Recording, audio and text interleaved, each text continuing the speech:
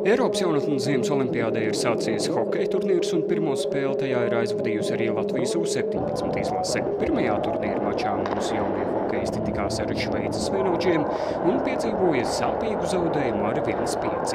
Zaudējumu cēloņi tiešā mērā ir meklējami daudzajos noraidījumos, jo ir ļoti grūti uzvarēt cīņā, ja gandrīz pusi no tās ir jāspēlē mazākumā. To šveicieši ļoti labi prota izmantot.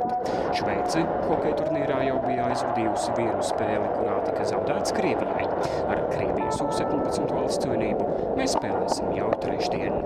Vēl olimpiādas trešajā sacensību dienā distanču slēpošanā klasiskā stila distancē Kitija Auziņa finišēja 39. vietā, savukārt zēniem 7,5 km distancē klājās vēl smagāk un Indulis Bikše ieņēma 51. vietu, bet Jānis Šņoriņš ierindojās 73. pozīcijā. Tikmēr daudz ekstrēmākā sporta veidā kā snowboardā veicās daudz labāk, jo abi Latvijas braucēji pārvarēja kvalifikāciju un iekļuva fināla braucienos. Naurim Putenim veicās labāk un viņš ierindojās 12. vietā, savukārt Eduardam Dūmiņam nācās šoreiz samierināties ar 20. vietu.